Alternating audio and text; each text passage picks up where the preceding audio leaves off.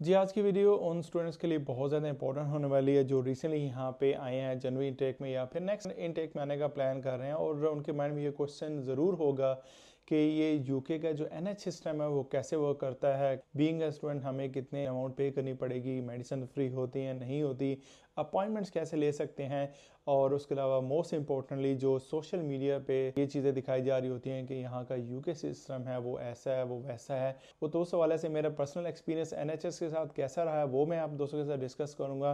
तो इंशाल्लाह I am sure आज की वीडियो देखने के बाद आपके माइंड में जो भी क्वेश्चन होंगे जीपी के हवाले से या फिर एनएच सिस्टम के हवाले से वो इंशाल्लाह क्लियर हो जाएंगे। वीडियोस आपको यूज़फुल लगें तो वीडियोस को थम अप ज़रूर दिया करें, अपने दोस्तों के साथ भी शेयर ज़रूर किया करें ताकि सब दोस्तों का फ़ायदा हो सके। चलते हैं यार वीडियो तरफ, तमाम चीज़ों को डिटेल से वन बाय वन डिस्कस करते हैं। अगर आप यूके में नए हैं तो सबसे पहले एक आपने काम करना है कि आपने अपने आप को जीपी के साथ रजिस्टर करना होगा। अगर आपने अपने आप को जीपी के साथ रजिस्टर नहीं किया होगा और खुदा न खास्ता आपकी तबीयत ख़राब हो जाती है, कोई मसला मसाइल हो जाता है, तो उस केस में आपको काफ़ी ज़्यादा मुश्किलात का सामना करना पड़ सकता है।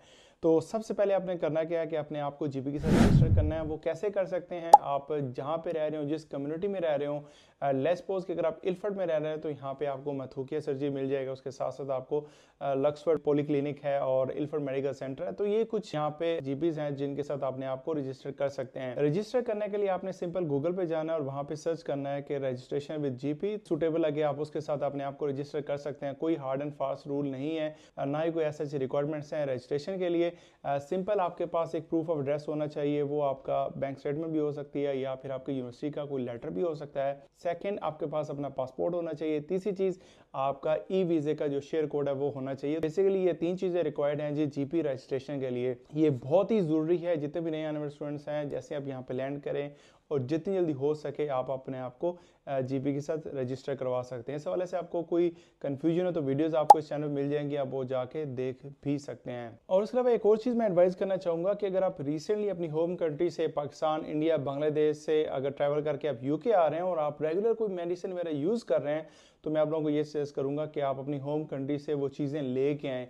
उसकी रीज़न ये है कि अगर आप यहाँ पे आ जाते हैं अपनी मेडिसिन नहीं लेके आते हैं तो यहाँ की जो भी फार्मेसीज वगैरह होंगी वो आपको वो मेडिसिन नहीं देंगी अनलेस के किसी डॉक्टर की प्रिस्क्रिप्शन वगैरह आपके पास हो या यहाँ के किसी डॉक्टर ने रिकमेंड की हो, देन ही वो चीज़ें प्रोवाइड करेंगे। अदरवाइज वो आपको वो मेडिसिन नहीं देंगे। तो इस चीज़ का भी आप खास ख्याल रखिएगा। ये बात कर लेते हैं कि यहाँ का जो एनएच सिस्टम है, या अगर आपके साथ कोई प्रॉब्लम हो जाती है और आपने यहाँ पे जो डॉक्टर की अपॉइंटमेंट है वो कैसे लेनी होती है, यहाँ का जो सिस्टम वर्क कैसे करता है। सिंपल सी बात है, अगर आपके साथ कोई प्रॉब्लम हो जाती है तो आपका जो भी जीपी होगा आपने उसको कॉल करनी है और उसको बताना है कि मेरे साथ ये प्रॉब्लम हो गई है और मैं डॉक्टर को देखना चाह रहा हूँ। तो वो क्या करेंगे, डिपेंड कर होगा कि उससे पहले ऑलरेडी उस दिन की कितनी अपॉइंटमेंट्स हैं या कितने पेशेंट ऑलरेडी क्यू में हैं, तो उस हिसाब से आपको नेक्स्ट डे की या उससे अगले दिन की अपॉइंटमेंट मिल जाएगी।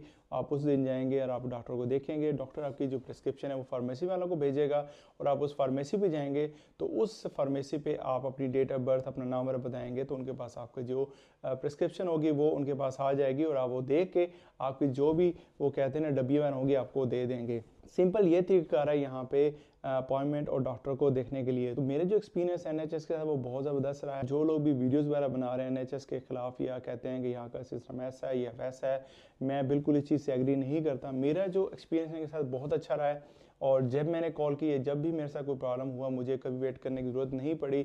मुझे अपॉइंटमेंट भी टाइम मिल जाती है। उसके साथ साथ जो भी मेरे टेस्ट वगैरह थे लास्ट ईयर, मेरे जो प्रॉब्लम हुई थी उस हवाले से भी मुझे किसी हवाले से कोई भी परेशानी का सामना नहीं करना पड़ा। टेस्ट वगैरह थे वो मैं straight away with in 24 hours मेरे तमाम जितने भी टेस्ट इंपॉर्टेंट टेस्ट थे वो क्लियर हो गए और मुझे रिपोर्ट्स वगैरह मिल गई। उसके साथ साथ मुझे इवन के फीडबैक भी आते रहे, मैसेज भी आते रहे, अगर आपको कोई प्रॉब्लम है तो आप दोबारा बुक कर सकते हैं। मुझे हर हवाले से एंटरटेन किया है। तो यहाँ के जो एनएच सिस्टम बिल्कुल 100% सेटिस्फाई हूँ और मैं आप लोगों को ये रिकमेंड करूँगा कि अगर आपके साथ कोई प्रॉब्लम हो जाती है तो आप वीडियोस को देख के अपनी राय वगैरह बिल्कुल भी कायम ना कीजिएगा जब तक कि आप खुद उस चीज़ को एक्सपीरियंस ना कर लें। इसलिए भाई का कमेंट आया कि मैं लोगों को मिसगाइड कर रहा हूँ या उनको ऐसे फजूल में मोटिवेट कर रहा हूँ। एक्चुअली ये सिचुएशन ऐसी नहीं ऐसी है। एक्चुअली जो कमेंट था वो मेरे एक टीचिंग वाली जॉब के नीचे आया था उनका कमेंट, और मैंने उनको ये रिप्लाई किया था कि भाई मेरा मकसद होता है कि हर चीज़ की पॉजिटिव साइड ऑडियंस को दिखाना और ये जो चीज़ें होती हैं वेरी कर रही होती हैं पर्सन टू पर्सन और सिचुएशन टू सिचुएशन। इसी तरह जैसे मैंने सोशल मीडिया पे देखा था कि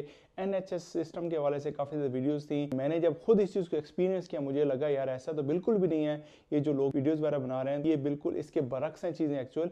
तो मैं आप लोगों को भी यही रिकमेंड करूंगा कि जब भी आप कोई चीज़ देखें सोशल मीडिया पे आप उसको 100% एज इट इज़ मत लिया करें, आप अपने तौर पे रिसर्च ज़रूर किया करें, थोड़ा वर्कआउट किया करें कि क्या जो एक्चुअल हमें चीज़ें दिखाई दे रही हैं या दिखाई जा रही हैं क्या ये वैसे ही हैं या इसके पीछे कुछ और भी हो सकता है। लास्ट में बात कर लेते हैं कि आप डॉक्टर को देखने के बाद इसमें आपको दी जा रही होंगी तो उसकी जो कॉस्ट है वो आपको कितनी पे करनी पड़ेगी।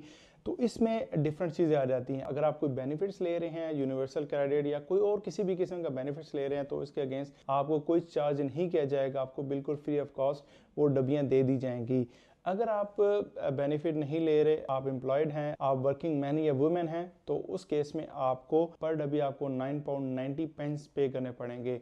जितनी मेडिसिन होंगे आप उसको मल्टीप्लाई करेंगे 9.90 के साथ, वो आपकी उसकी कॉस्ट आ जाएगी जो आपको वहाँ पे करनी होगी। दोस्तों ये थी कुछ इन्फॉर्मेशन UK NH सिस्टम के हवाले से। अगर आपके माइंड में कोई क्वेश्चन हो तो आप वीडियो कमेंट सेक्शन में ड्रॉप कर सकते हैं। और उसके अलावा आप इन चीज़ों को कैसे देखते हैं वो भी अपनी कमेंट सेक्शन में राय का इज़हार ज़रूर कीजिएगा। मिलते हैं नई इन्फॉर्मेटिव वीडियो के साथ।